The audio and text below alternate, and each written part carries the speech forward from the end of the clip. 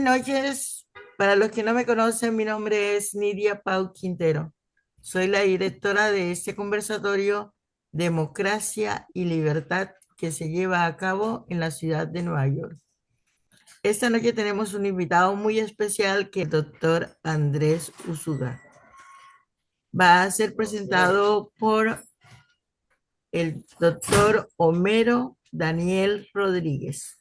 El doctor Andrés Úsuga Marín, abogado con maestría en ciencias.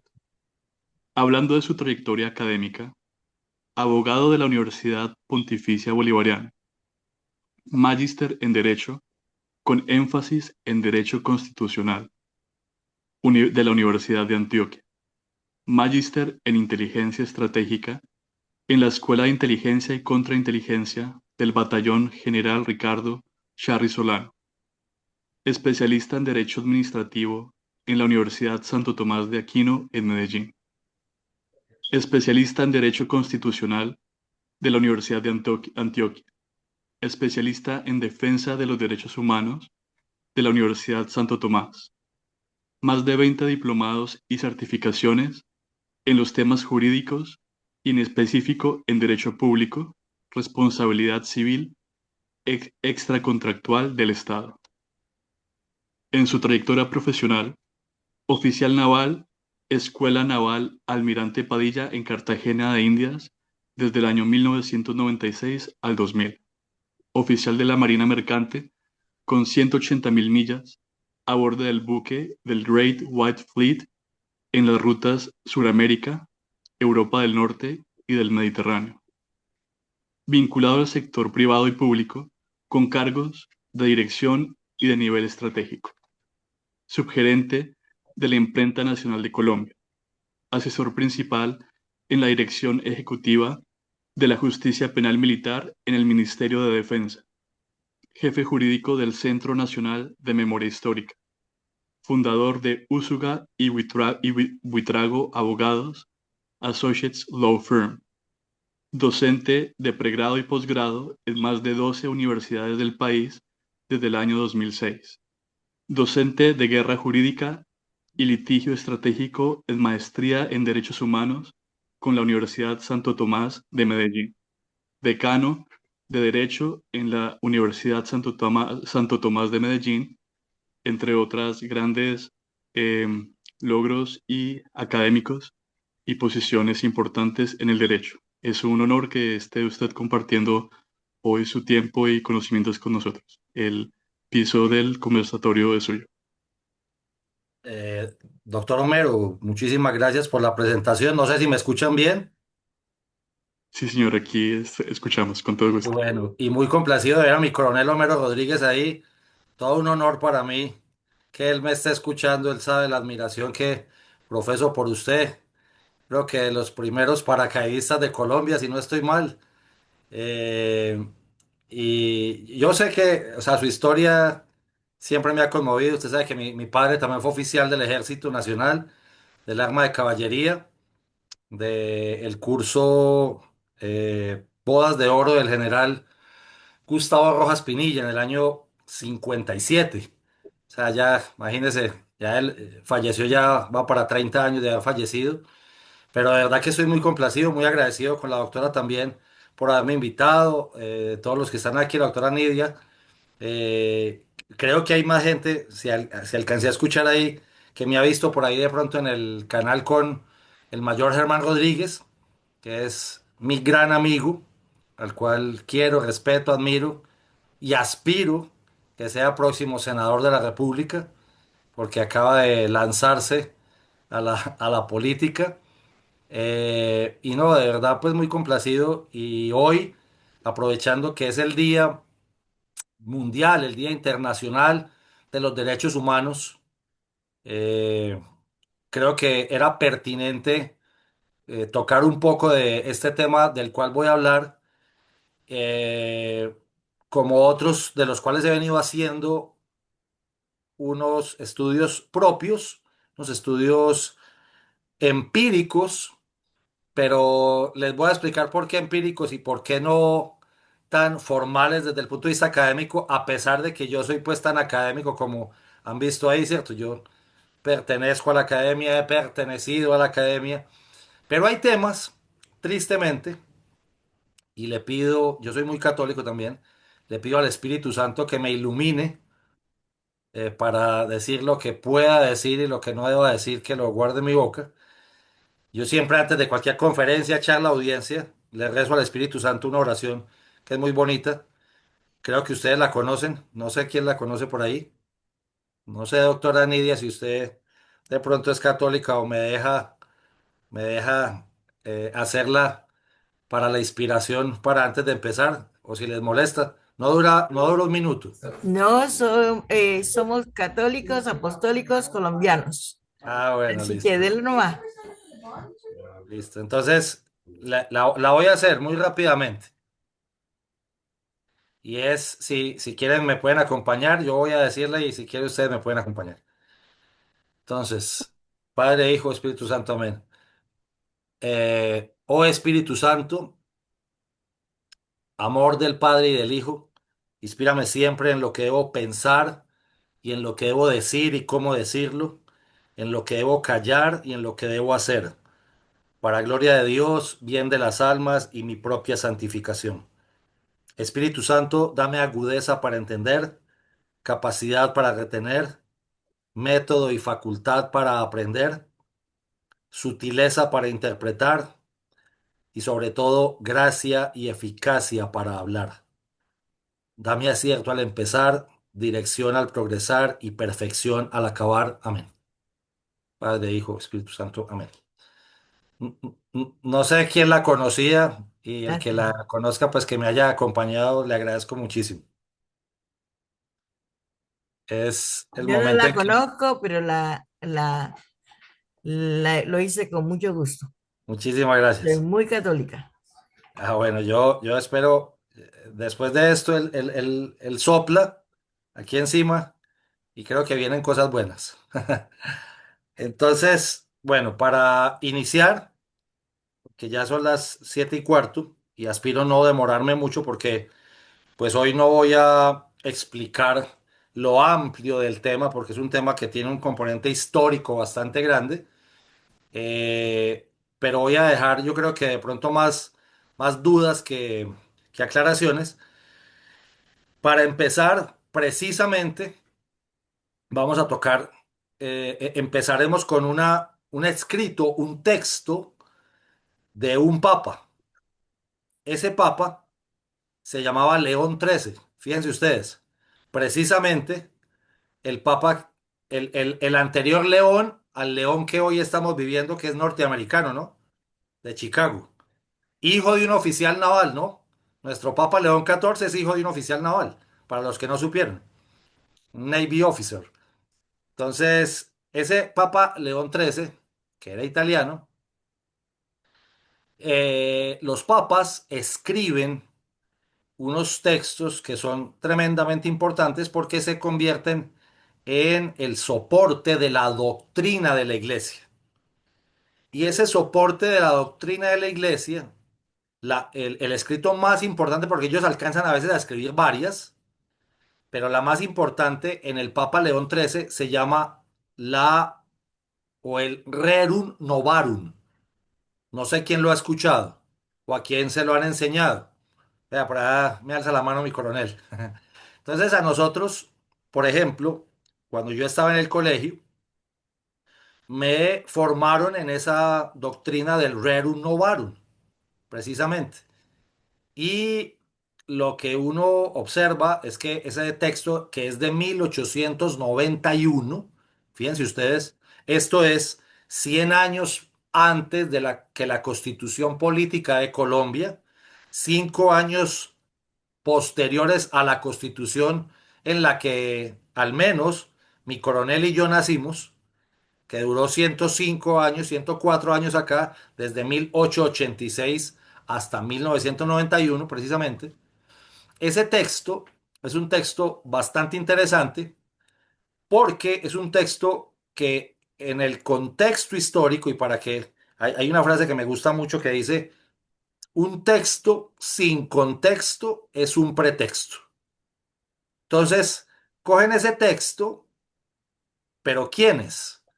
personajes supremamente sagaces y hábiles en, sobre todo, la hermenéutica, o sea, la interpretación de textos, y como no tenían la facilidad para esa época que nosotros hoy tenemos, hoy en día, esto es, cuando el Papa Francisco, que en paz descanse, sacó su encíclica, eh, cómo era que llamaba? Laudato Si, por ejemplo.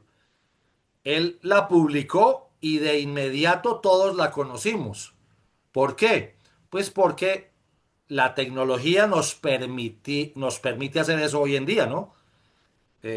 Gracias a Dios. Inmediatamente se publica, inmediatamente está difundida en la página web del Vaticano, está inmediatamente difundida en en las redes sociales del Vaticano inclusive, y podemos saber qué fue lo que escribió ese papa en ese momento. Pero para el momento de Rerum Novarum, pues ya se imaginarán la cantidad de dificultades que habían para distribuir esa encíclica, y el contexto de ese momento era, estaba entrando la doctrina comunista y marxista de mediados del siglo XIX. Estamos hablando que el texto es de finales del siglo XIX, de mediados del siglo XIX, estaba entrando precisamente a romper con la propia doctrina católica, a romper con todas las figuras de autoridad, a romper inclusive con lo que se estaba configurando también en ese momento, que era el Estado-Nación, ya en el marco de las ciencias políticas. Y el Papa saca esa carta porque entiende, se da cuenta de la complejidad de lo que viene. Es un papa que, si uno lee bien la doctrina, se da cuenta que es un papa muy visionario. Es un papa que entiende el escenario prospectivamente. Dice, esto va hacia allá, y es que van a engañar a obreros, a trabajadores, a campesinos, por medio de doctrinas donde odien a la autoridad, odien a los jefes y rompan con el modelo, por ejemplo, de la propiedad privada.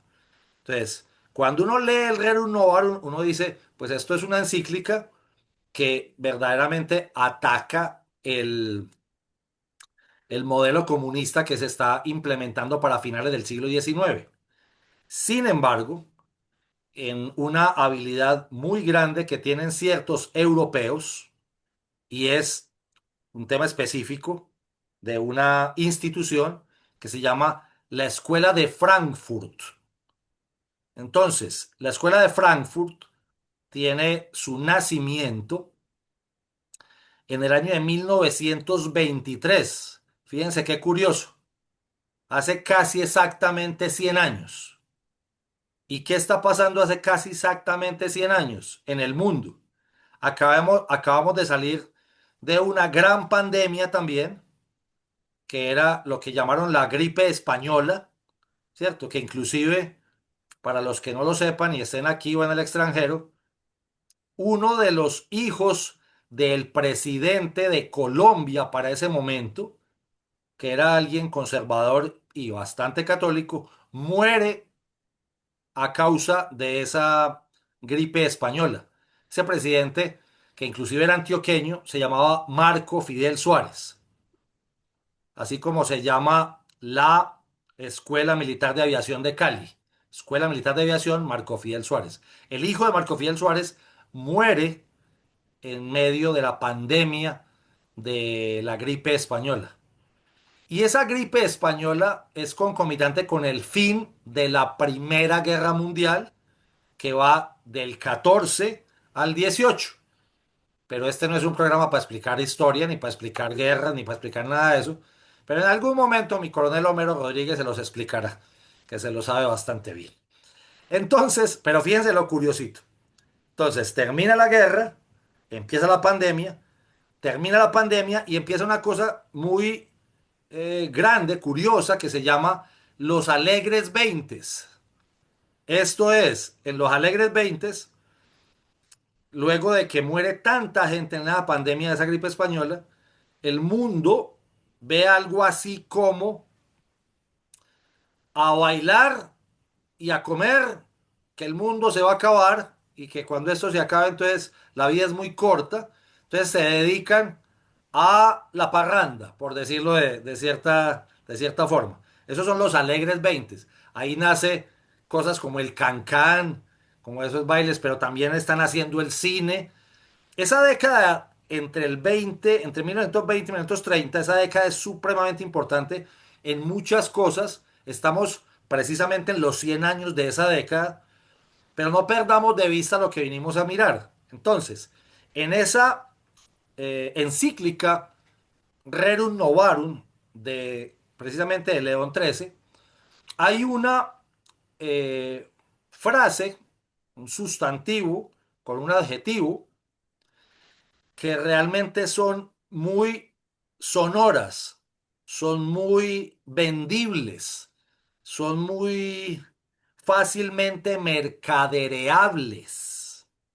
Esas dos palabras son justicia social. ¿Listo? Y ustedes aún hoy escucharán a una cantidad de personas, presidentes de todas las latitudes, de Europa, de Hispanoamérica, del propio Estados Unidos, ¿no? Porque hemos escuchado bastante inclusive a demócratas, como el presidente Barack Obama, como el presidente Biden, hablando de social justice para los que viven allá. Ustedes se han dado cuenta de cómo se utiliza eso y cómo se machaca y se machaca y se machaca. Sin embargo, no les cuentan, no nos cuentan de dónde viene eso. Y eso viene del Rerum Novarum de León XIII. Pero lo interesante de esto es que la escuela de Frankfurt, ojo, escuela de Frankfurt que ha tenido más o menos 4 generaciones, que surge precisamente en Alemania, que surge precisamente al interior de una universidad que se llama la Universidad de Heidelberg. Ojo que estos datos son cruciales. ¿Por qué? En la Universidad de Heidelberg estudiará posteriormente o estudiarán posteriormente dos personajes supremamente dañinos, inclusive uno de ellos supremamente dañino para Colombia y otro supremamente dañino para el mundo.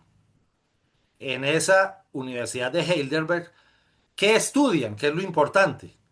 Estudian una ciencia que inclusive en Colombia aún hoy es poco conocida, pero en Europa lleva muchísimo tiempo, como se pueden dar cuenta, que se llama la filología.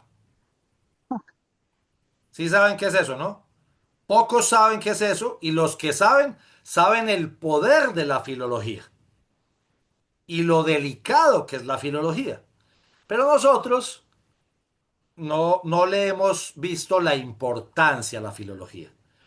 En la Universidad de Heidelberg, en Alemania, nace la Escuela de Frankfurt, precisamente, ojo, para que no nos perdamos, seguimos en la línea, y toman esas dos palabritas de la encíclica Rerum Novarum de León XIII y dicen, hombre, esto suena muy bien y esto se puede utilizar de una forma supremamente eh,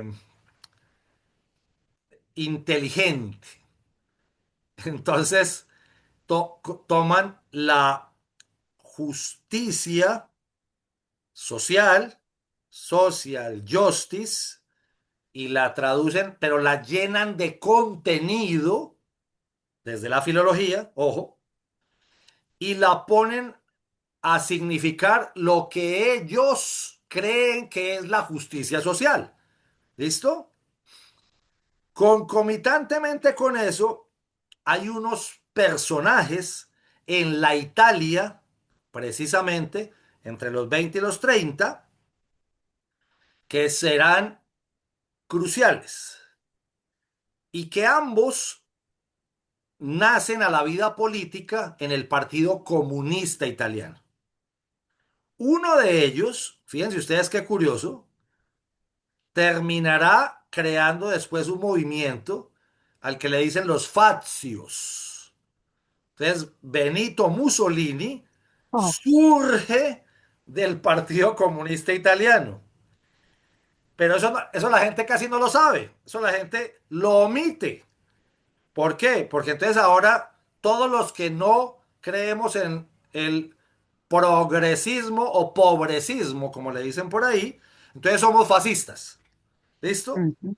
Lo que no le cuentan a la gente es que Mussolini nace en el Partido Comunista Italiano y después vira, pero no vira tanto, porque si usted se da cuenta, el fascismo es todo en el Estado, nada fuera del Estado. Yo no encuentro nada más comunista que eso, pero la gente le han vendido la idea de que el fascismo es la derecha. Fíjense ustedes. Y la gente va tragándose eso. ¿Por qué? Porque la gente no estudia como a algunos nos ha tocado y a otros les ha gustado sentarse a estudiar. ¿Cierto? A mí me tocó y adicionalmente me gustó. Entonces, ojo, ese es un personaje de la Italia de los 20. Pero el otro personaje es aún más interesante que Mussolini. Pero lo hemos como desechado, no lo hemos estudiado con la suficiente profundidad. Ese personaje se llama Antonio Gramsci.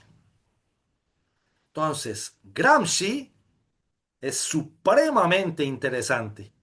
Y siendo supremamente interesante, se vuelve peligroso precisamente para Mussolini, porque él sí sabía el origen de Mussolini, porque pues ambos habían surgido en el Partido Comunista Italiano. Este hombre, que termina volviéndosele un peligro a Mussolini, precisamente termina en la cárcel. Y en la cárcel, Gramsci, para los que quieran saber quién es Gramsci, ya hoy es un poco más fácil. Si usted se va a las universidades públicas de Colombia, va a encontrar muchos murales de Gramsci. Muchísimos, muchísimos. Pero la gente no sabe quién es ese señor. Y su cara, sus frases. ¿Por qué? Porque Gramsci, cuando está en la cárcel, escribe a mano unos 33 cuadernos que son supremamente importantes. En esos 33 cuadernos, así se llaman, los 33 cuadernos de Gramsci, ojalá los pudieran conseguir. Inclusive les cuento que la primera traducción que tuvo Gramsci no fue ni al alemán, ni al inglés, ni al español, fue al ruso. Fíjense ustedes qué curioso. 8 años en la cárcel, sale de la cárcel y muere a los 3 años.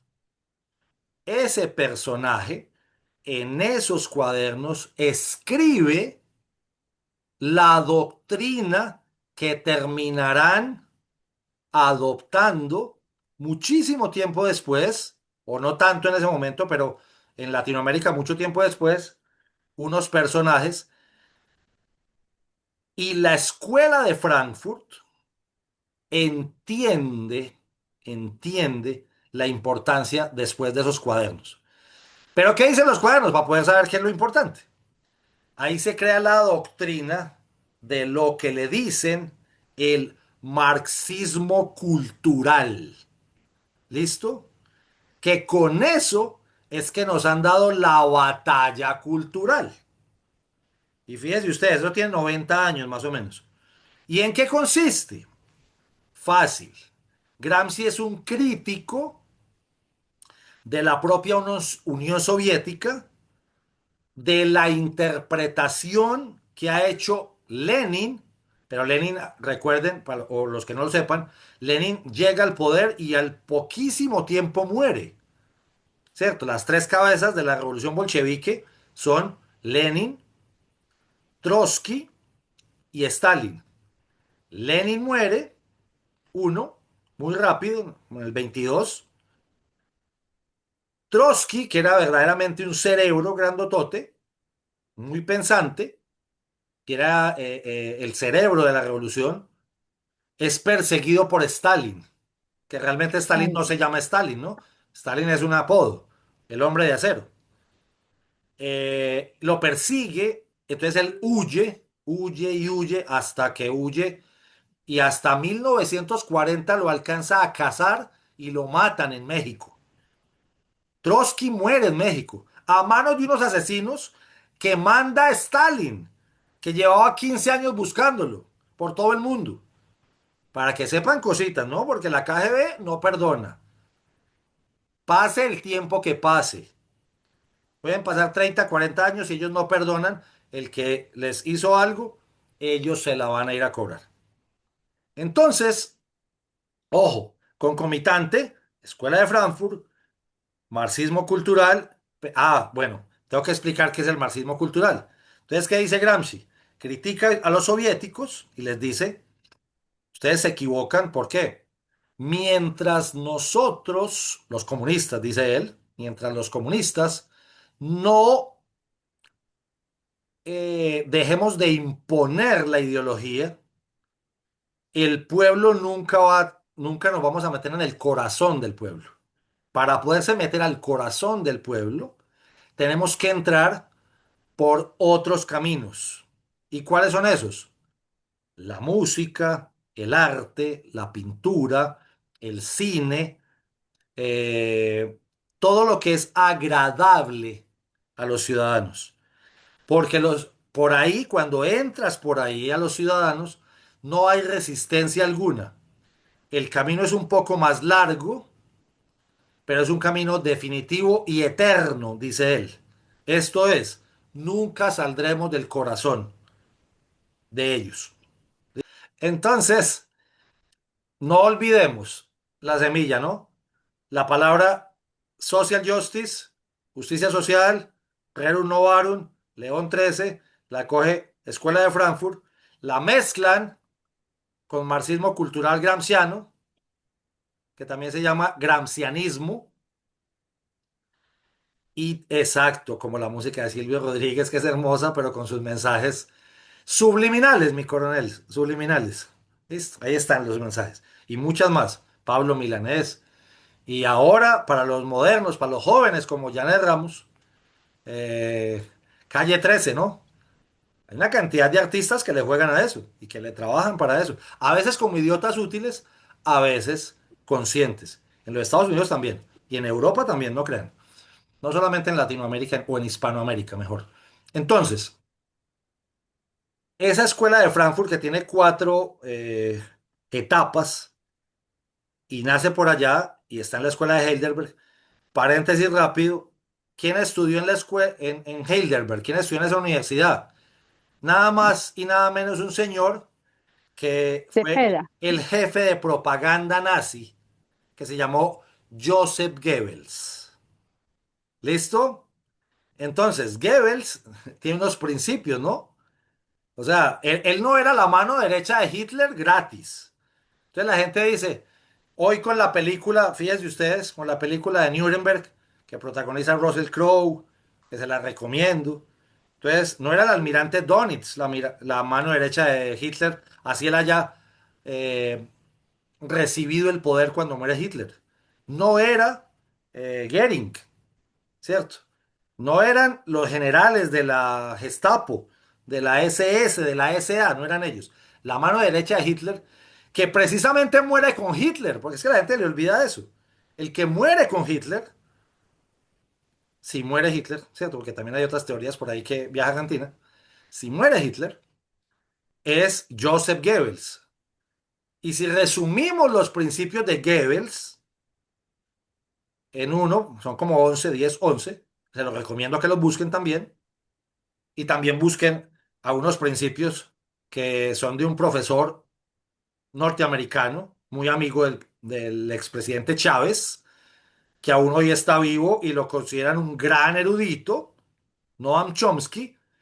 Se parecen mucho los principios de Chomsky con los de Goebbels, pero el resumen es este. Miente, miente, miente que algo quedará. ¿Listo? Esto es, repite y repite y repite una mentira durante 1000 ocasiones hasta que eso se empieza a convertir en verdad. No te preocupes. Eso sí, la tienes que repetir mucho. Entonces el aparato estatal, ¿pero cuál? El que había dicho Gramsci. Y entonces la academia ya estaba en Frankfurt, Heidelberg, pero Gramsci ya había dicho cine, y entonces nacía la televisión. Televisión, ¿qué más? Teatro, ¿qué más?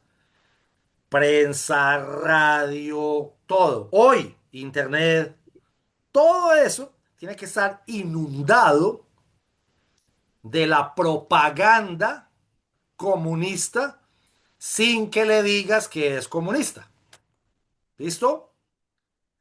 Ahí estamos poniendo los principios básicos de por qué esto se fue hacia allá. Entonces, pues finalmente, en la Segunda Guerra Mundial, ya hemos pasado por Rerum Novarum, ya hemos pasado por Escuela de Frankfurt, ya hemos pasado por Heidelberg, ya hemos pasado por Gramsci. En la Segunda Guerra Mundial, supuestamente gana la libertad, ¿no? Si no hubiera ganado la libertad, pues hoy estaríamos hablando alemán, ¿cierto? Estaríamos hablando alemán. Pero no, ganó la libertad. Uy, gracias, Churchill. Gracias, Roosevelt.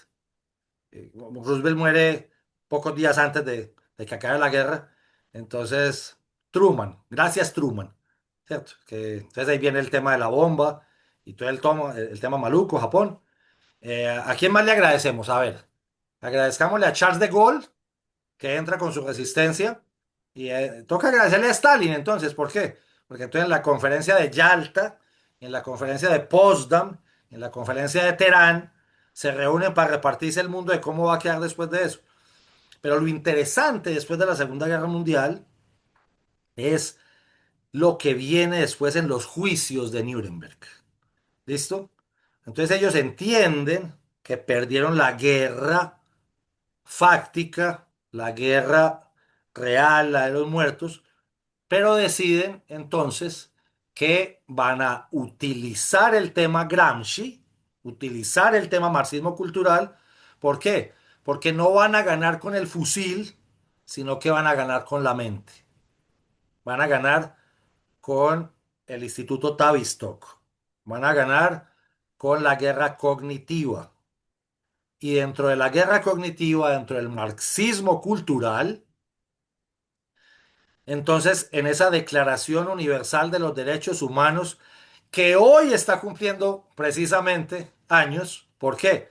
Porque es el 10 de diciembre, San Francisco, Eleanor Roosevelt, que se publica la Declaración Universal de los Derechos Humanos. Precisamente por eso quise yo que hoy fuera, que fuera el 10 de diciembre. Y ya empezamos a llegar al tema. Y es que esa Declaración Universal de los Derechos Humanos, no olvidemos que Roosevelt era demócrata, ¿cierto? A la gente como que le olvidan esas cosas. Entonces a uno no le puede olvidar que Roosevelt era demócrata y que Eisenhower era republicano y que Kennedy era demócrata, pero cierto, a la gente se le olvidan esas cosas. Por eso es que hay que estudiar. Entonces, en la declaración quedan ciertas cositas que uno dice, esto se puede prestar para unas interpretaciones bastante complicadas. Pero ahí están. ¿Cuántos son en la Declaración de los Derechos Humanos? ¿Cuántos derechos declaran? Así suene tautológico y redundante. 30. Les pido que los miren, ¿cierto? Les pido que los miren. Entonces ahí quedan algunas cositas como sueltas y en esos huequitos juegan muy bien ellos. ¿Por qué? Porque saben el juego desde la academia, desde la filología, desde el gramscianismo o marxismo cultural, y aunque ellos tienen también discusiones grandes, luego de la Segunda Guerra Mundial, donde se divide, por ejemplo, el comunismo o el marxismo, se divide en marxismo soviético o marxismo-leninismo, pero también se divide después del discurso de Nikita Khrushchev de 1956, que fíjese, vamos a cumplir 70 años de ese discurso. Ahí se divide en el marxismo soviético y en el marxismo chino. O sea, marxismo-leninismo y marxismo maoísta. Colombia sufre de cuenta de eso. ¿Por qué? Porque nosotros tenemos una supuesta, que en mi concepto no es guerrilla de los ochentas, una supuesta guerrilla marxista-leninista, FARC. Pero tenemos otros marxismos maoístas, ¿cierto? Y por eso tenemos esas cuatro guerrillas, entonces el EN, PL. Y tenemos una que no era nada, que era simplemente un show y que termina adquiriendo el poder 52 años después de su nacimiento, que es el M-19. Porque eso es una derivación ahí que no tiene nada. Eso es un coco vacío. El señor Petro era un farsante. El señor ni siquiera era comunista, ni siquiera era nada. Y ahora es comunista, ¿no? Ahora, pero ya después de presidente. Porque él era simplemente, y me disculpan la expresión, era un lavaperros en una guerrilla que no tenía nada. Porque el M-19 era una guerrilla show patrocinada por unos intelectuales del norte de Bogotá y un gran escritor, digámoslo con todas las letras, y por el señor García Márquez, ¿cierto? Entonces, ahí hay una cantidad de gente que no han contado que ellos eran los que patrocinaban el M-19. Y yo creo que es el momento de la verdad. ¿Por qué? Pues listo, hermano, vamos a decir verdades. Y entonces ahí hay JEP. Pues entonces contemos la verdad quién patrocinaba el M-19. Y contemos la verdad de quién mandaba plata a FARC y contemos todas esas cosas. Porque lo que no nos podemos olvidar es, miren ese nacimiento del M-19, ¿quiénes son? Entonces Bateman Cayón, que es un señor que viene de FARC, es Álvaro Fallá, es un señor que viene de FARC, y Pizarro es un señor que estuvo poquitico tiempo, pero en la FARC, hijo de un almirante, ¿no? Para tristeza nuestra. Entonces, volvamos atrás. Declaración Universal de los Derechos Humanos 48, ellos identifican y dicen, nosotros por medio del gramscianismo, marxismo cultural, tenemos que apoderarnos de la creación de los textos legales, porque después de la Declaración Universal de los Derechos Humanos, lo que se viene es una cosa que no le cuentan ni en las facultades de derecho a la gente, y es lo siguiente.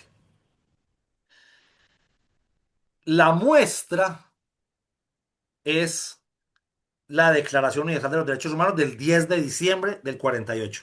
De ahí en adelante, todas las constituciones empiezan a hacer dos cosas. Uno, o a reformarse para adaptarse a la declaración.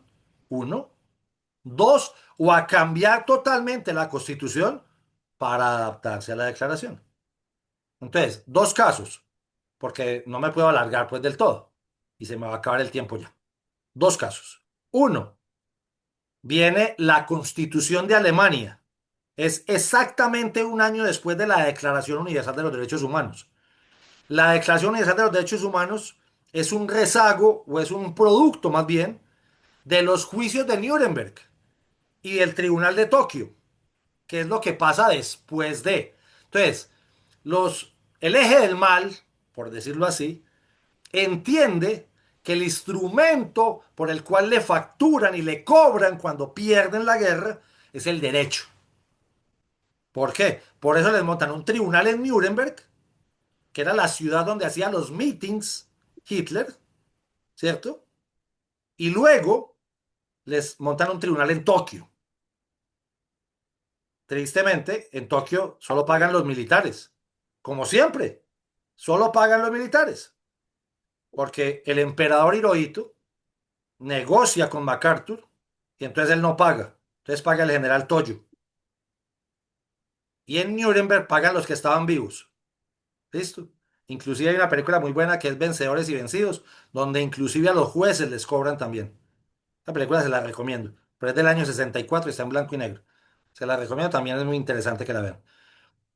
Para los años 60 viene un elemento supremamente importante, por ahí vi que alguien escribió, y es el Concilio Vaticano II, que empieza a configurarse con el Papa Pío XII, termina desarrollándolo Juan XXIII. Fíjese usted y cómo van creándole mitos a la gente, al que le dicen el Papa Bueno, ¿listo?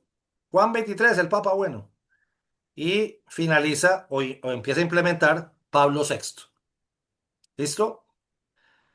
Ese Concilio Vaticano II ya va cargado con un tema bien complicado que, ojo, no surge de Latinoamérica, así se lo endilguen a Latinoamérica. Surge, adivinen dónde, en Alemania también. Pero entonces la gente no entiende el tema. ¿Quién lo tenía supremamente claro? El Papa Joseph Ratzinger, Benedicto XVI. ¿Por qué? Porque él era alemán y él entendió que la famosísima teología de la liberación nació en Alemania, pero la implementaron en el contingente más católico de todos, que es este, ¿cierto? Pero nace en Alemania. No podremos asegurar que nació en la Universidad de Heidelberg, pero ya sabemos las consecuencias de que nazcan las cosas en Alemania. Por allá estuvo otro papa después que de eso no vinimos a hablar, pero ajá, estudiando. Entonces, ojo, mire lo que termina por pasar. Esa teología de la liberación que viene y se mete acá por medio de un brasilero que se llama Leonardo Boff y de un peruano que acaba de morir, que se llamaba Gustavo Gutiérrez, que cuando se vio ya muy cogido, inclusive regañados por el Papa Juan Pablo II, con alguien que trabajó en la revolución sandinista, con el señor Daniel Ortega, que se llamaba el cura Ernesto Cardenal. Hay una imagen muy diciente donde el Papa Juan Pablo II lo está reprendiendo precisamente por el tema de teología de la liberación. Fíjense la cantidad de curas, sacerdotes que terminan en la revolución colombiana. Que hay un cura Pérez, acá hay un cura Camilo Torres, y acá hay una cantidad de sacerdotes e incluso unos que llegaron a obispos de ciudades grandes, no voy a decir nombres, pero los que son de ciudades que estamos aquí sabemos de quién estamos hablando, llegaron con el tema de la teología de la liberación, que es la supuesta opción por los pobres. Y esa supuesta opción por los pobres es el mismo tema del social justice, que viene de la escuela de Frankfurt, que viene del gramscianismo, que viene del marxismo cultural. Y luego, ojo para los que están en Estados Unidos, porque pues no quedaron exentos. Entonces, hay un pensador de los Estados Unidos que sin ser abogado escribe un libro y ese libro lo vuelven un ícono del pensamiento y de los intelectuales. 1971. El pensador se llama John Rawls. Y Rawls, adivine de qué habla en su libro A Theory of Justice. Una teoría de justicia, sin ser abogado. Sin ser abogado. Siendo filósofo. Fíjense ustedes. Entonces le da por hablar de justicia y adivinen de qué habla. De social justice. Entonces todo esto va cuadrando y todas estas son las fichas. Uno dice Estados Unidos, Alemania, Europa, Hispanoamérica, Vía la Iglesia, Escuela de Frankfurt, Derechos Humanos, y empiezan a llegar a la Convención Americana de los Derechos Humanos, año 69, San José de Costa Rica. Y entienden que lo que tienen que hacer es infiltrar las academias, infiltrar las universidades. ¿Desde dónde? Desde, primero, del derecho, que era lo más normal, era la ciencia social por excelencia. Pero fíjense ustedes, cositas que la gente no se sabe. O de pronto mi coronel se la sabe, se la va a preguntar. ¿Qué hizo el cura Camilo Torres, del cual el señor Santos dice orgulloso que fue su monaguillo y que eran primos, ¿cierto? ¿Qué hizo? Él lo dijo, eso no lo dije yo, lo dijo el señor Juan Manuel Santos. Entonces, ¿qué hizo el señor Camilo Torres? ¿Qué fue a estudiar Camilo Torres a Europa? Y después, ¿qué vino a hacer acá? No sé si mi coronel Homero se la sabe, que usted también ha estudiado bastante los temas de inteligencia como nos tocó a nosotros. El, el cura Camilo Torres fue a estudiar algo de sociología, pero él llega a Exacto. Colombia Ujú. organiza ¿A el Frente dónde? Unido. A Cuando Lovaina. el ELN está A Lo- bajito, Frente Exacto. Unido. Él fue a estudiar a Lovaina, Bélgica, sociología. Ujú. Pero antes de irse a la guerrilla, ¿qué hace en la Universidad Nacional, donde él era el capellán? Es que él estaba adoctrinando porque ahí cuando él está con la parte, estaba la Federación Universitaria Nacional, que es Ujú, una de las que funcionaba con el ELN. claro. Y si, cuando él entonces deciden que él entre a la parte armada, No, porque no, era pero la idea. antes, ojo, antes de la Armada. El chiste de esto es, Camilo Torres llega a Colombia a fundar la Facultad de Sociología de la Universidad Nacional. Listo. Y es ahí donde empieza a crear todo el tema de la doctrina. Y de ahí es que después se lo llevan y muere en su primer combate, ¿no? Sí, Para que no lo es que él profundicemos. dice comandante Camilo Torres, pero el problema es que él era un hombre de ciudad, era un hombre grande. Exacto. Él ¿No? era, como Y un decimos hombre en las fuerzas criado, militares, vaselino, no, y un que hombre tenía que cargar criado el equipo. y un hombre criado en la alcurnia bogotana, ¿no? Porque no era Sí. ni siquiera alguien del pueblo. Era alguien, es que para que usted fuera cura, lo mandaron a estudiar a Lovaina, sociología, eso no podía ser alguien de los Laches, ni de Ciudad Bolívar, ¿no? Ujú. Sí. Y cuando estaba allá, entonces como la imagen del cura, Fabio Vázquez pensaba que le podía estar quitando como piso, como Ajá. algo de De protagonismo. protagonismo. Así es. Entonces lo meten a que el fusil en combate, él tenía una pistola. Ujú. Y allá en una emboscada en Patrio Cemento, de la cual yo me salvé, porque Ajá. cayó un compañero mío, él Pero murió usted era de la tratando quinta de brigada quitarle también, mi fusiles a coronel. uno. ¿Usted era de la Ajá. quinta brigada? ¿Usted era de la quinta brigada? Yo era el jefe del grupo de inteligencia localizador de la Quinta Brigada. Uy, o sea, usted trabajaba para mi general Álvaro Valencia Tovar. Claro, Ah, claro, desde cuando era coronel. Entonces, ahí es él tratando de coger un fusil, es cuando lo dan de baja. Pero claro, él nunca fue comandante. Él fue un problema allá porque era claro, vaselino y a veces lloraba claro, porque las marchas eran agotadoras, pero nunca fue. Después lo volvieron un ícono, comandante claro. Camilo Tan mal Torres. combatiente como el Che Guevara, ¿no? Sí, Igual de mal combatiente que se ahogaba. Entonces, ojo para allá sí, para señor. acabar, porque vi que se me acaba el tiempo, mi coronel, pero le agradezco mucho por la intervención, que es valiosísima.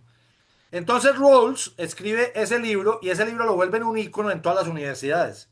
Y usted hoy, aún hoy, sigue viendo en las universidades públicas, pero también privadas, la exaltación de Rawls. Oh, John Rawls, el gran teórico de la justicia social. Lo que no cuentan es que Rawls, que escribe ese libro en el 71, tomando la idea de todo lo que ya venía recogiendo de Escuela de Frankfurt y adicionalmente desde la idea y semilla original del Rerum Novarum, lo que no cuentan es que en el año 93 Rawls se desdice y escribe otro libro que se llama Liberalismo Político y dice, no, sabe que yo estaba equivocado. Y en el año 99 escribe una cosa que dice un repensamiento, la justicia como equidad, y empieza a recoger sus palabras del 71. Pero la academia de acá, en vez de seguir a Rawls, entonces abandona al nuevo Rawls y se queda con la versión de Rawls del 71 de la justicia social, y la enmarca y empieza a crear una doctrina de los derechos humanos. Y entonces, y no es solo Colombia, ¿no? Es toda Latinoamérica. Es toda Latinoamérica. Y entonces ahí, ya acabando, para poder que armemos debate y armemos preguntas, les recomiendo libros. ¿Listo? Libros. ¿Por qué? Porque Rusia entiende el valor de los cuadernos de Gramsci, los traduce al ruso, eso después pasa al inglés, después pasa al español, pero primero es Rusia. Libro que les recomiendo en ese orden de ideas. este libro. La Rusia soviética en China. Mire quién lo escribe. Chiang Kai-shek. Imagínense la importancia. El señor por el cual hoy existe Taiwán. ¿Listo? China Taipei. Por este señor. Este señor entendió cómo el comunismo intenta y logra apoderarse de China. ¿Listo? Pero que la primera versión venía de la China soviética. Otros libros que les recomiendo. Jean-François Rebel, El Estado Megalómano, Le Grâce de l'État, en francés. Estos son libros de los que uno le debe recomendar a los jóvenes inquietos, a los que les gusta leer, a los que les gusta de verdad entender y no tragan entero y no solamente estudian o aprenden cosas en TikTok. Hay un libro que se vuelve fundamental que sale en los 70 y se vuelve la Biblia de las entonces guerrillas, después no serán guerrillas, pero de las entonces guerrillas que se llama Las Venas Abiertas de América Latina, de un uruguayo, ¿no? Ese uruguayo tendrá una respuesta muy eficaz, muy eficiente, pero no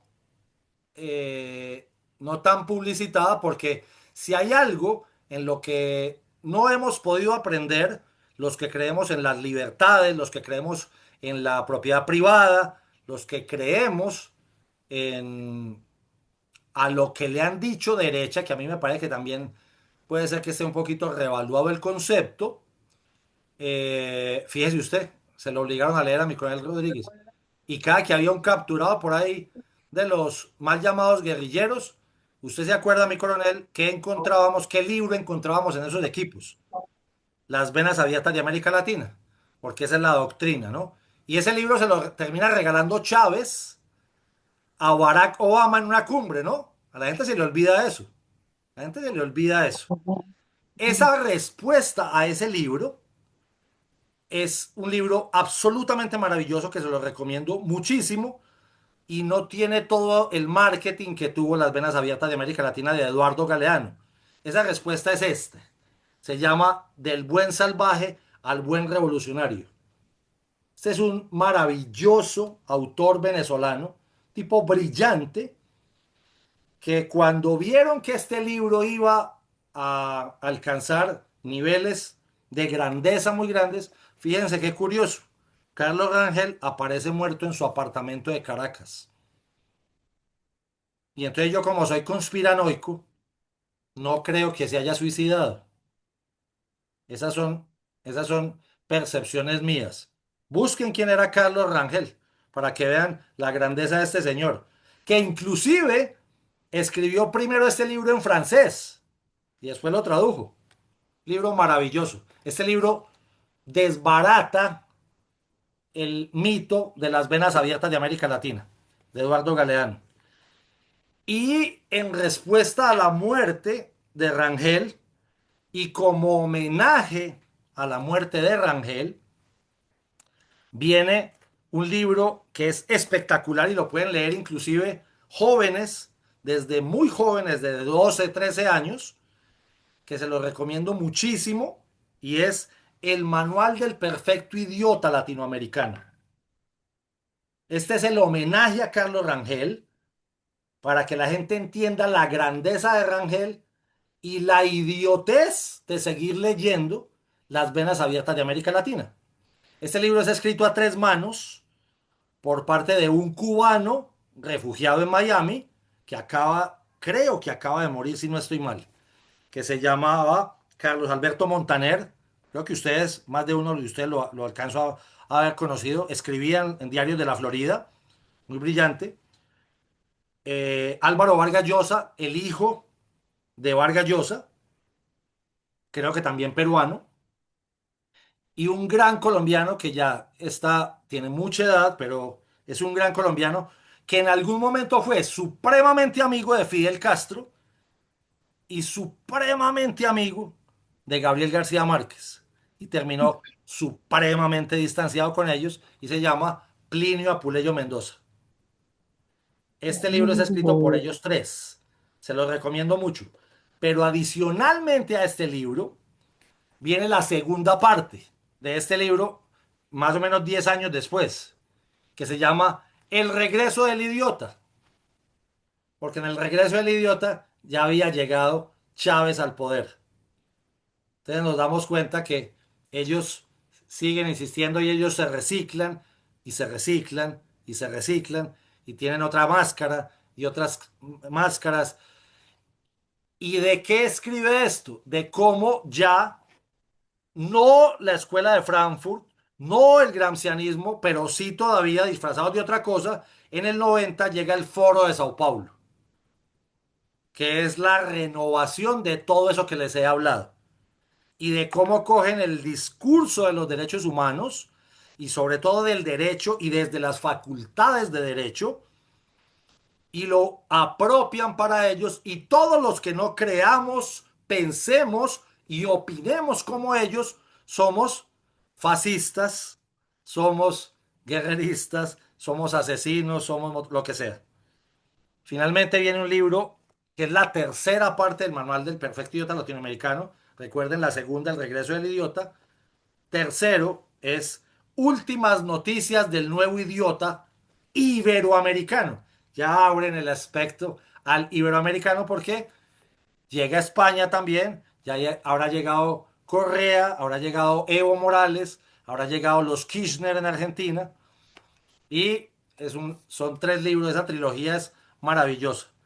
Entonces, creo que queda claro el origen de cómo llegan los derechos humanos o el discurso de los derechos humanos a convertirse en un discurso casi que exclusivo de ellos y que cuando los que no pensamos como ellos invocamos los derechos humanos, por ejemplo, tanto en la Comisión Interamericana de Derechos Humanos en Washington, como en la Corte Interamericana de Derechos Humanos, o sea, en el sistema americano de derechos humanos que nosotros tenemos, parece ser que solamente existen izquierdos humanos. Solamente es cuando ellos lo soliciten.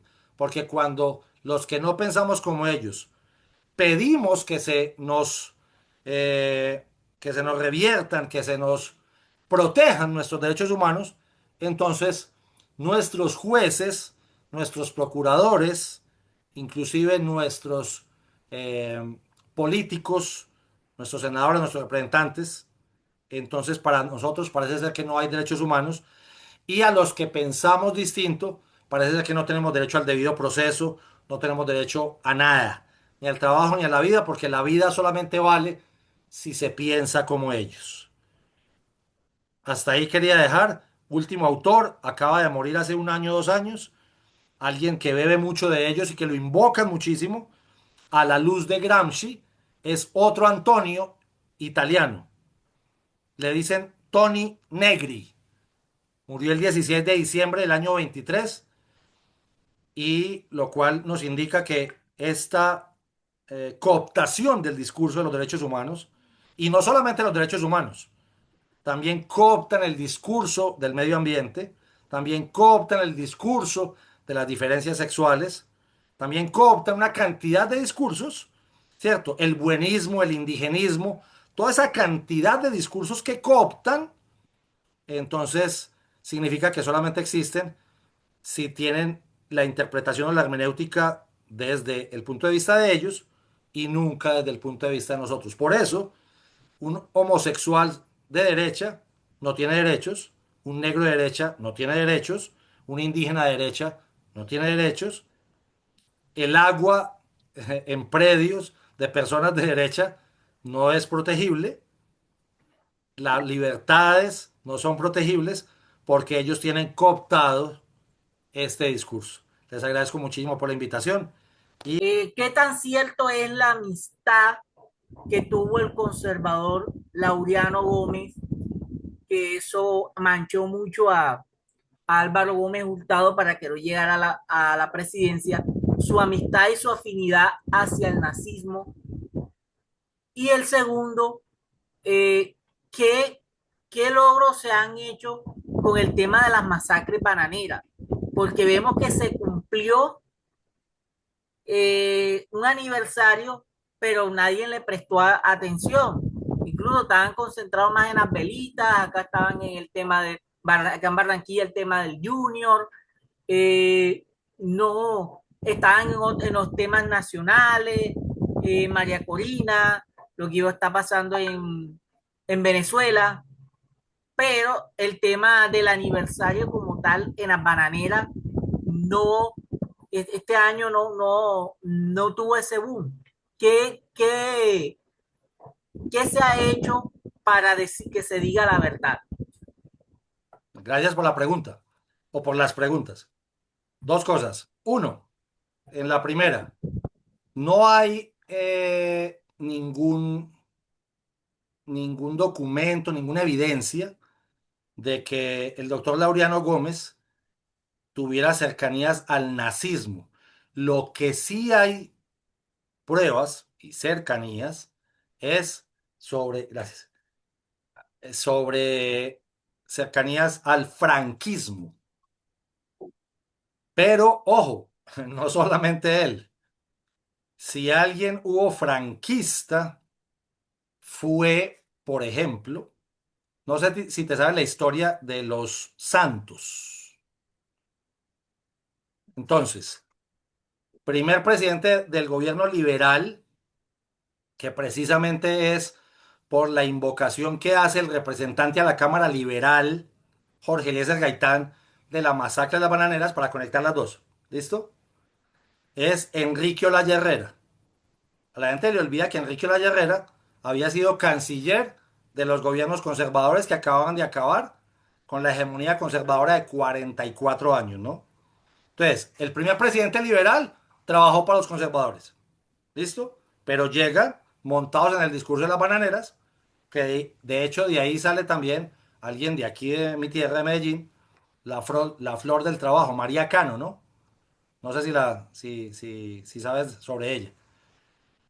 Entonces, Sindicalista, señor, una sindicalista.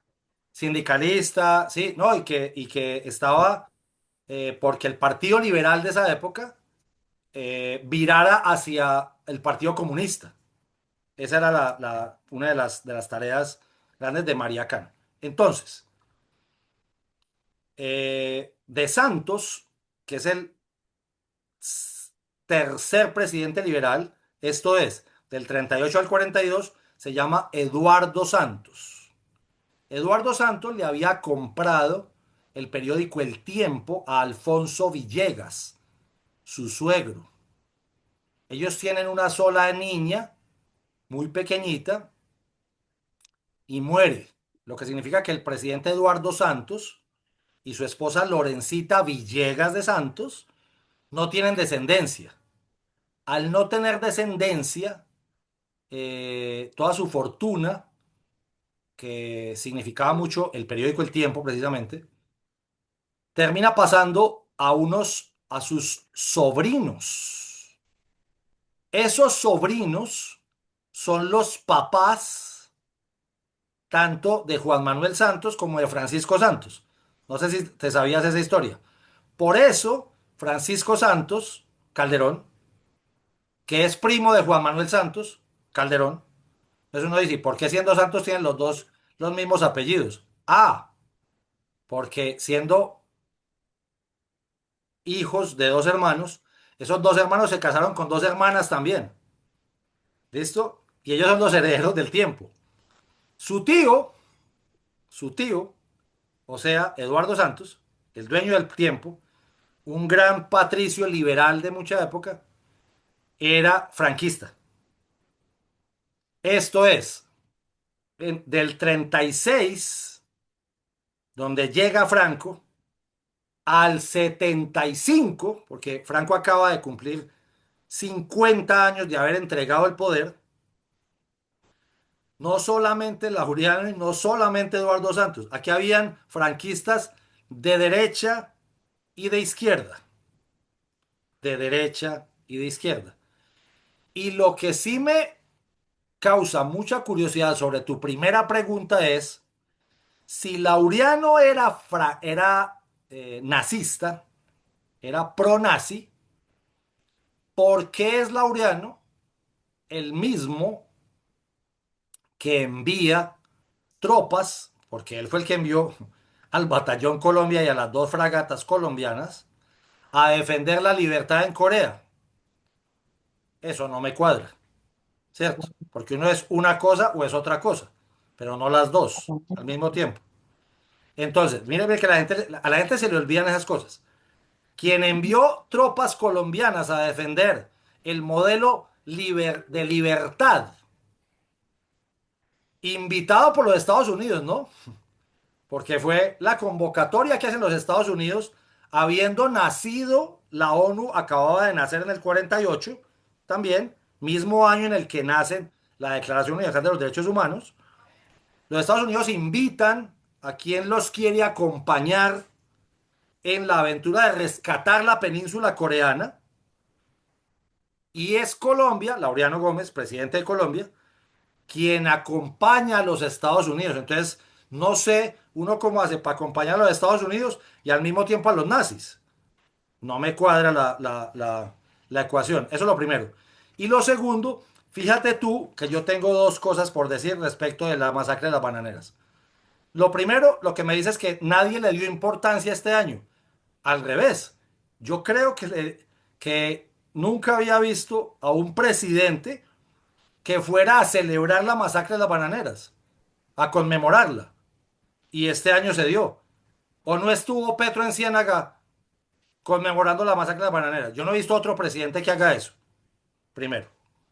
Segundo, dentro del Centro Nacional de Memoria Histórica, e inclusive de un estudio de hace unos 10 años, cuando se estaban cumpliendo los 90 años, el propio ejército hace un estudio. Y te puedo hacer una pregunta para ver un concepto, doctor Edier, que te veo con la mano levantada todavía, pero no sé si es la misma pregunta anterior. ¿Te puedo hacer una pregunta? Sí, dele. Sí. Doctor Edier, ¿cuántos fueron los muertos de la masacre de las bananeras? Según tú, según lo que tú conoces. Bueno, eh, Gabriel Pero García, cifra, para que no alarguemos. Cifra, puntual. yo creo que según la historia no pasaron de 100, o sea, solamente hablan de ciento y algo, 100, 300, o sea, no pasaron de 1000. Hay unos que hablan de que no pasaron de 100. Bueno, entonces yo te cuento algo. Durante cómo llegan al poder para tumbar el gobierno de Abadía Méndez, que era el gobierno de ese momento, y para que llegue Enrique Olaya Herrera. ¿Cuántos dijo Jorge Eliezer Gaitán en el debate como representante a la Cámara? No sé si has visto ese debate, la transcripción del debate. No, no, esa sí lo... Dijo miles de muertos. Y ese fue el relato que fue configurándose. Luego viene una cifra que adivina quién la crea. El realismo mágico. Esto es, García Márquez crea una cifra y que son 3.000, pero la crea el realismo mágico. Pasan 10, 15 años en la que todo el país cree que son 3.000 porque lo dijo García Márquez, y lo dice García Márquez antes de ser escritor, cuando era columnista del diario El Espectador. ¿Listo? Yo conozco bien el tema, por eso te estoy respondiendo. Entonces, como a los 15 años le toca salir al propio García Márquez a desmentir y a decir, no, hombre, o sea, los 3.000 son una libertad literaria que yo me di, pero a mí no me consta que hayan sido 3.000. Pero fíjate que pasa lo mismo que con Rawls, como lo expliqué ahorita.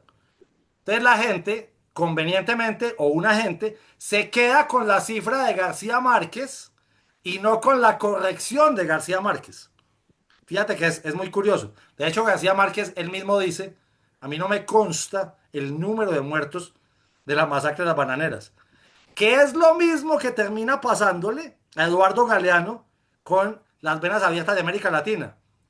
Hace una entrevista por allá como a los 10, 20 años y le preguntan, Bueno, hablemos de su libro, Las venas abiertas de América Latina, y él dice,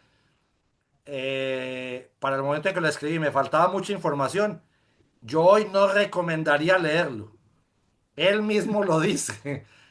Pero la gente convenientemente se queda con el libro y con la versión del libro. Entonces, lo que quiero que entiendan es, hay una cantidad de creación de relatos y de narrativas que funcionan muy bien.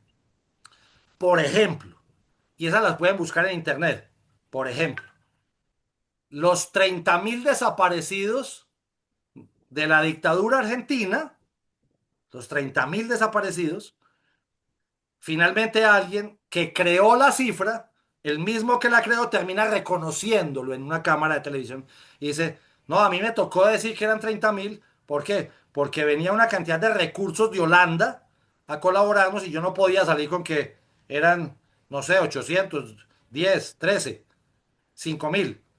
Yo dije 30.000 y esa cifra se regó y con esa cifra se fueron, juzgaron. Yo no estoy diciendo que no hayan sucedido muertos y que no haya sido grave el asunto. Lo que estoy diciendo es, la narrativa sobre números es más común de lo que la gente cree. Es la misma narrativa que han creado aquí con los 6.402. La misma Exactamente. narrativa.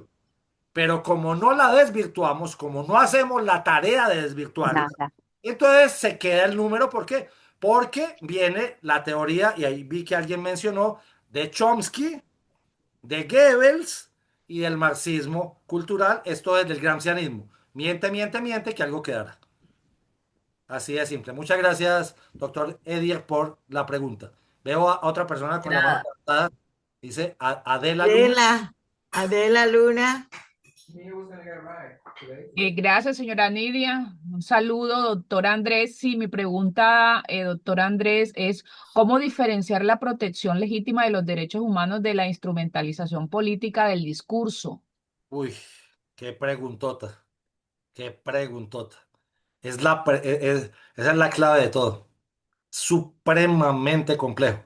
Pero lo primero que yo diría es que los que creemos en las libertades, los que creemos en la propiedad privada, los que creemos en la libre empresa, los que creemos en principios y valores, eh, los que creemos en el Estado de Derecho, en el rule of law, ¿cierto? Yo creo que nos tenemos que preparar supremamente bien. Porque lo que también he visto es, hay una cantidad de personas que se autoprofesan, autoeligen o autoconsagran como defensores de derechos humanos y al momento en que vamos al debate no tienen nada. Entonces, les voy a contar una anécdota personal. Me da un poquito de pudor porque ella murió, o al menos eso han dicho, pero fíjense algo.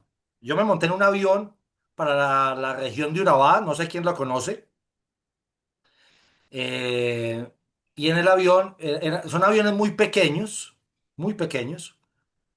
y en ese avión, que son muy pequeños, que le caben, pues máximo, no sé, 12 personas, iba sentada a mi lado la ex senadora Piedad Córdoba. Entonces, la ex senadora Piedad Córdoba vio que yo llevaba un pin en mi solapa de mi universidad, donde yo me gradué, en la Pontificia Bolivariana, y ella, no sé si por hacerme conversación, me dice, ¿usted sabía que yo me gradué en esa misma universidad? Entonces yo le dije, doctora, ¿cómo está? Buenos días. Sí, yo sé que usted se graduó en mi universidad y en mi facultad también. Ah, usted es abogado. Sí, señora. ¿Y qué hace por acá? ¿Y qué va a hacer Urabá? Yo le dije, yo vengo a hacer unas defensas porque soy defensor de los derechos humanos. Y ella me dijo, yo también. Usted sabe que yo soy defensor de los derechos humanos, como ella hablaba, ¿no? De forma muy, como muy tosca. Yo le dije, doctora, venga, yo le hago una pregunta que siempre me ha carcomido la cabeza. ¿Uno cómo se vuelve defensor de los derechos humanos?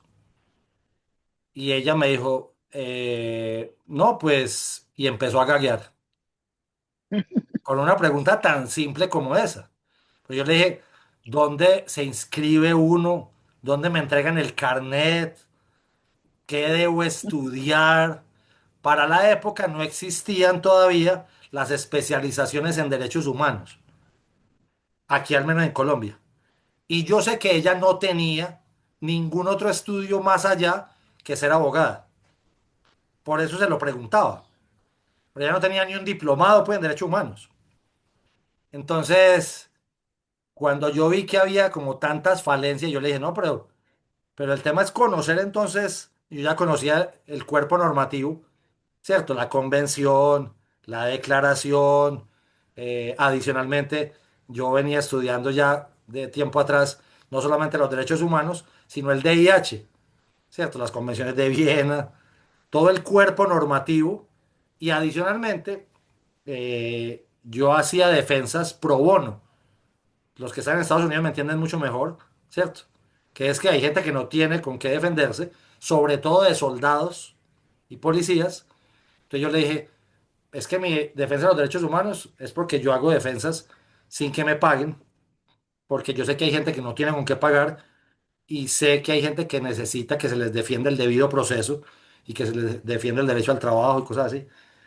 Y ella empezó a frenarse ya en lo que quería hablar conmigo, porque vio que no tenía mucho de qué hablar, a pesar de que se autoprofesaba como defensor de derechos humanos. Entonces, fue medianamente curioso, chistoso, pero ese día me dediqué a que cada foro, en cada auditorio, donde hay gente que se presenta como defensor de derechos humanos, me dediqué a investigar qué tienen como defensores de derechos humanos. Y me di cuenta que realmente hay mucho farsante.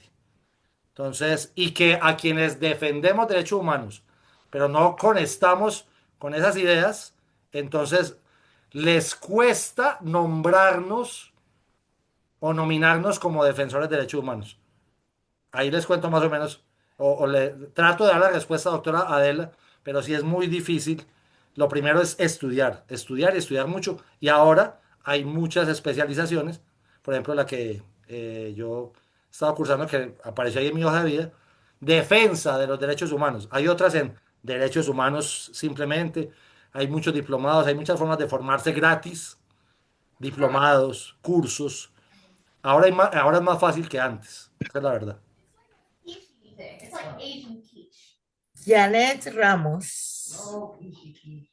Bueno, buenas noches, señora Hola, Nidia. Janet. Andrés, qué explicación tan profunda, excelente. Se nota que eres un estudioso total. Bueno, yo siempre me voy a meter con el mismo tema. Política Y no. no, no, yo Hablemos de estoy ya política no. hasta... Bueno, el mismo tema es la narrativa de derechos humanos que maneja pues la izquierda colombiana, ¿no?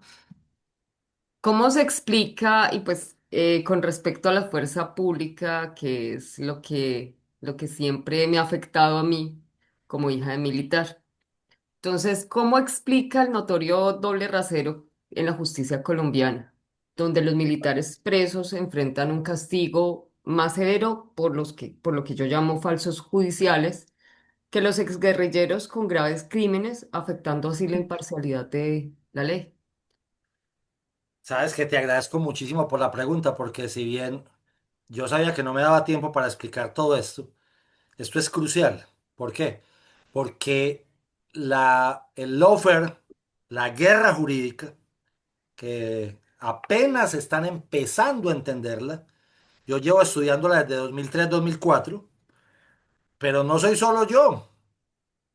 O sea, los gringos entendieron esto hace rato. Lo que pasa es que no nos lo contaron. Y los que nos lo contaron, acá no le creímos. Yo sí, pero la institucionalidad no lo creyó. Entonces esto es muy viejo. Esto viene por ahí del finales de los años 70, en los que entienden la fuerza y el poder del derecho. Fíjate cómo hicieron. Les voy a contar un solo ejemplito de alguien que puede ser que les haya sonado. Mónica Roa. Mónica Roa es la joven, muchacha, señora, que demandó el artículo 122 del Código Penal colombiano, que es el aborto, en el año 2005. Pero la historia que hay detrás de eso es grandísima. Es una niña de bajos recursos económicos que no tenía cómo estudiar en la Universidad de los Andes. Le dan beca en la Universidad de los Andes. Muy pila, muy inteligente, pero con una familia disfuncional, sin recursos. La llevan a estudiar a los Andes. Y después de que la llevan a estudiar a los Andes, la envían a Estados Unidos, precisamente. Fíjate tú, a Nueva York. ¿A estudiar qué? Litigio estratégico. Y cuando vuelve, ella vuelve con esa deuda con la propia universidad.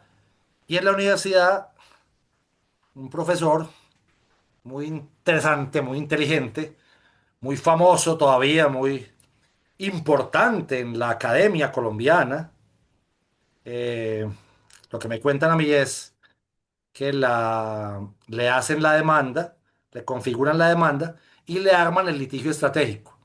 Esto es, mira esta demanda, demanda el artículo del aborto para que se caiga, para que la Corte Constitucional lo tumbe. Vamos a hacer foros en varias universidades. Vamos a sacar columnas, entrevistas por todo lado. Y todo eso va a presionar a los magistrados de la Corte. Adicionalmente, vamos a hacer una cantidad de cosas que llaman amicus curiae. No sé quién conoce el término, ¿cierto? Es gente que va desde las universidades, desde las facultades, a decir, yo apoyo la demanda. Entonces en la corte, en la audiencia, les dan 10 minutos para que defiendan. Entonces la Universidad de los Andes, el Rosario, la Javeriana, eh, imagínate pues, el externado, las mejores universidades del país apoyan la demanda y llevan un profesor de Derecho Constitucional y hacen foros y hacen seminarios y escriben columnas y hacen entrevistas y los periodistas, todo eso se llama litigio estratégico. Eso respecto del aborto. Lograron despenalizar el aborto en tres situaciones. Sentencia 355 de 2006. Va a cumplir 20 años. Pero no pudieron tumbar el artículo. Lo volvieron a demandar en 2018. Y lo seguirán demandando hasta que lo tumben.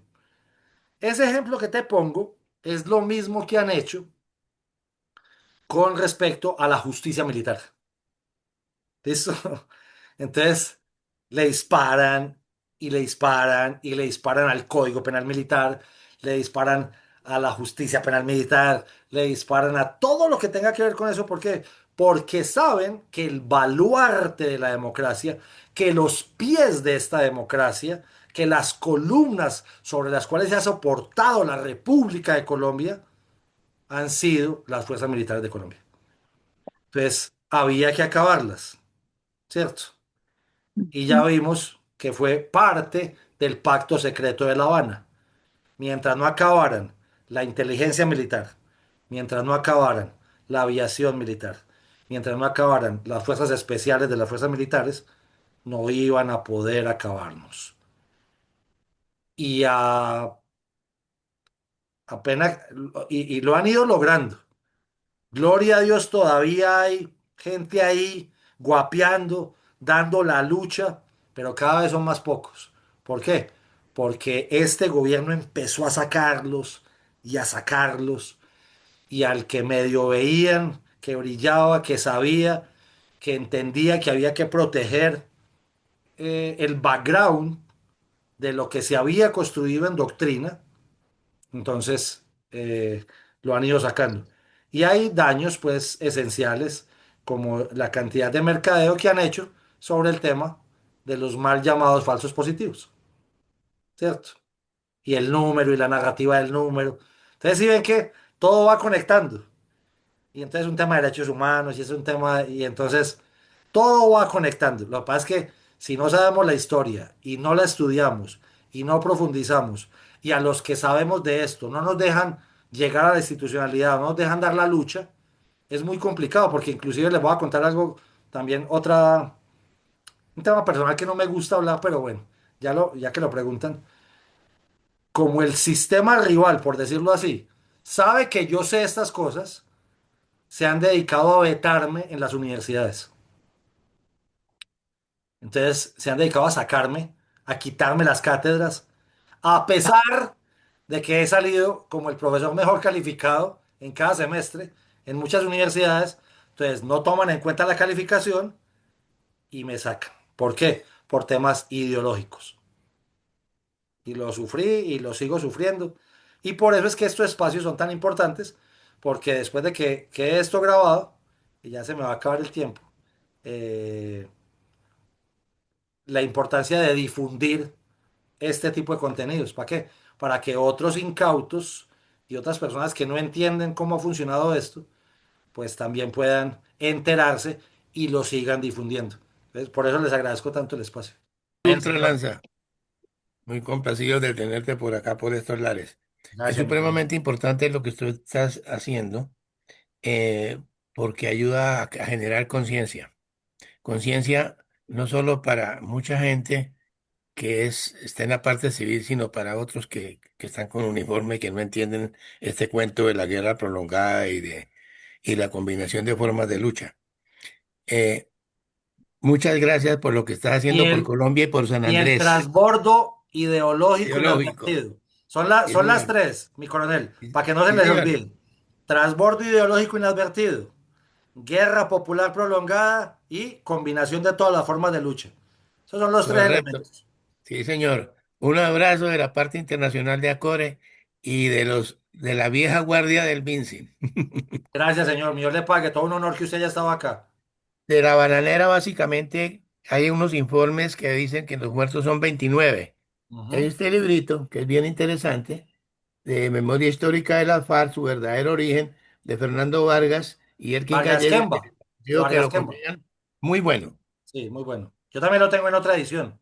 Vargas Kemba, muy bueno. Es más, les recomiendo que busquen las conferencias de Vargas Kemba o las entrevistas de Vargas Kemba con el doctor Fernando Londoño, que por ahí él tiene varias en YouTube, para que escuchen un señor que se ha dedicado a estudiar el verdadero origen de las mal llamadas guerrillas colombianas.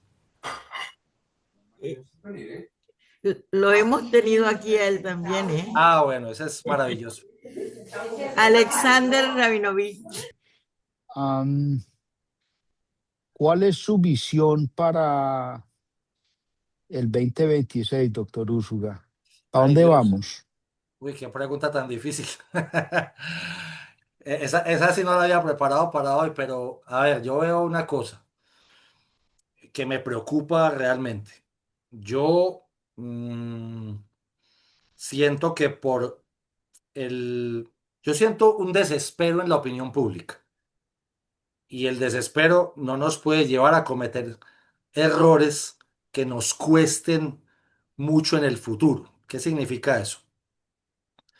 Yo creo que la elección es tan importante la que vamos a tener, pero siempre están diciendo lo mismo. No, esta es la elección más importante de la historia.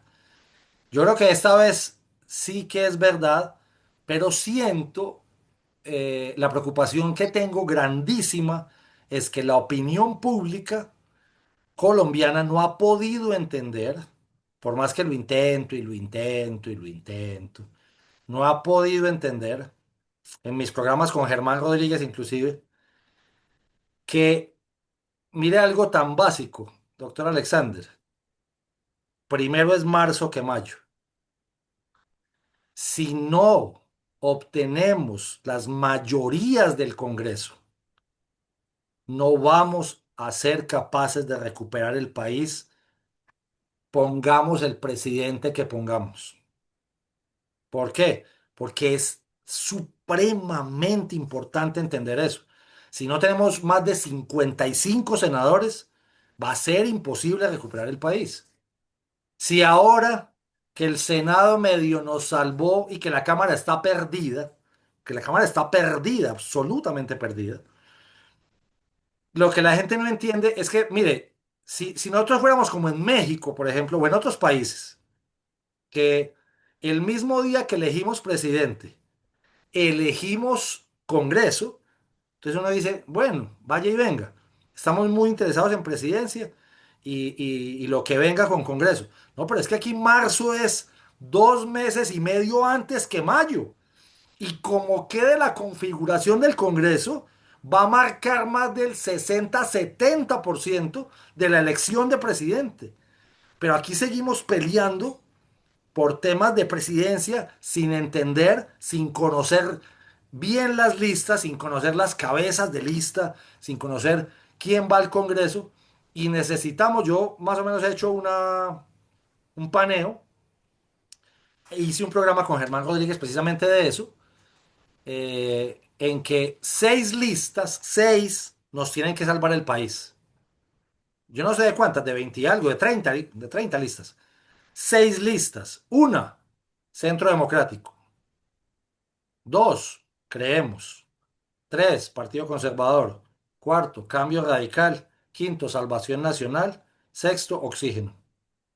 Entre esas 6 listas tienen que meter 55 senadores y tienen que meter 88 representantes a la Cámara. Si no metemos eso, se va a complicar muchísimo la recuperación del país. Muchísimo. Pero ojalá este documento sirva para que lo entendamos y ojalá a los que están en el exterior voten por unas buenas listas y que ojalá el Eh, eh, representante de la Cámara del Exterior sea alguien de uno de esos 6 partidos. Estoy de acuerdo. Me preocupa profundamente que no haya más pedagogía al respecto por parte de estos partidos. Claro, de los propios Claramente, partidos. algunos individuos están haciendo mucho por hacer entender la importancia de esta elección al Congreso, pero los partidos siguen, no sé, como en la nube y siguen como montando a caballo al revés, no sé, es una cosa muy extraña. Y en ese orden de ideas también está la importancia de que quienes quieran ir a mayo se hagan contar en marzo. Exacto. Eso es supremamente importante, porque si no entienden que la elección de mayo se empieza a ganar en marzo, va a ser muy complicado llegar a marzo porque llegarán débiles, porque llegarán sin respaldos. O imagínese pues usted llegar un presidente con 2 senadores de él mismo. O sea, no va a poder hacer nada. ¿Por No. qué? Porque va a quedar hipotecado con un Congreso que lo va a extorsionar, a decirle todo el tiempo, es que yo no voté con usted, pero ¿qué me va a dar a mí? Porque si no, no le voto ni el plan de desarrollo, pues. No le voto ni el presupuesto del año 2027. La gente no ha podido entender eso. Yo vi ahorita un programa en donde, de aquí del Atlántico, en donde el periodista se reía y él decía sobre las listas que venía aquí en el Atlántico, incluso el CD, pero se rió de casi todas, de derecha. De todas las Entonces, personas. Ok. en la U para la cámara va un man que sale de influencer como el ñato. Puro, yo no lo, este nombre yo no los conozco. O sea, no, tiene como votos de 500 votos a la cámara, entonces. O sea, está Betsy Liliana, que tuvo ahí un rollo ahí porque, no, yo vi la moza de Diomedes. Entonces, en el Partido Conservador. Entonces vemos qué seriedad están tomando los partidos. Influencers que no conocen el departamento. No, y gente sin formación aparte de eso. Porque uno dice, listo, yo no digo nada que sea un influencer, pero si usted ni siquiera tiene un recorrido social, no tiene un recorrido académico, no tiene un recorrido en el sector privado, en el sector público inclusive, no tiene que ser, ¿cierto? Pero un recorrido, algo, ¿cierto? Véndame algo como producto, Lo porque peor que todo es que va una hermana que es conocida, a Andrea Valdiris, en una de las listas. Van uno que es familiar de un político, pero nadie los conoce. no, un tema muy complicado. Mire, yo tengo que decirlo, mí me entristece mucho las listas que yo vi, las que he visto, me preocupan muchísimo. En la lista de Senado he visto gente un poco más seria, pero también veo ahí temas de gente, influencers, amigos de los dueños de los partidos. eh, y una cosa que me duele mucho, y siempre la he criticado, entonces la gente dice, pero es que eso es, como dicen en la costa, yo viví en la costa, ajá, culo addido, y no, pero a mí no me parece, mi concepto, que deba seguir operando la apellidocracia. ¿Por qué? La gente está cansada de eso. El hijo de, el nieto de, el sobrino de, y no solamente de políticos, de empresarios. Entonces, ¿por qué? El hijo del empresario que no tiene nada más que hacer, entonces va y paga tanta plata para que el partido lo meta en una lista, no sé qué, cerrada y lleguen.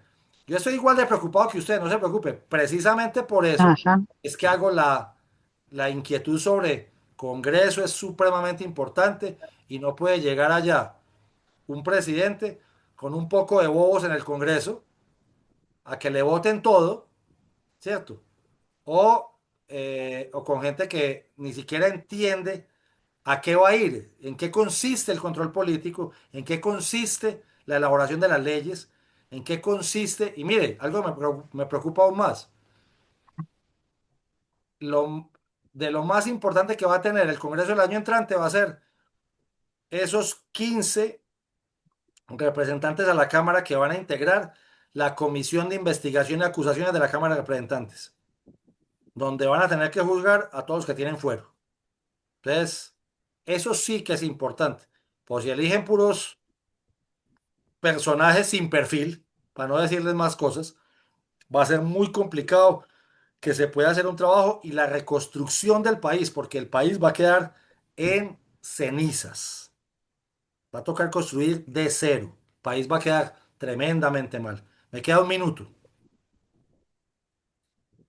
Ahora, como yo estoy sin empleo, entonces me faltará lanzarme yo para, para ese Claro, trabajo. hay que intentarlo siempre. Sí, Doctora, yo creo que ya me toca despedirme. me Bueno, parece muy pues interesante. muchas gracias por decir presente. Fue Muchísimas gracias a ustedes por la excelente este invitación. conversatorio. A Un ver Dios los cuándo bendiga a vuelve. todos. Abrazo especial. Bueno, queda pendiente para Gracias. la próxima. Muchas gracias. Chao, mi coronel. Un abrazo, Dios lo bendiga.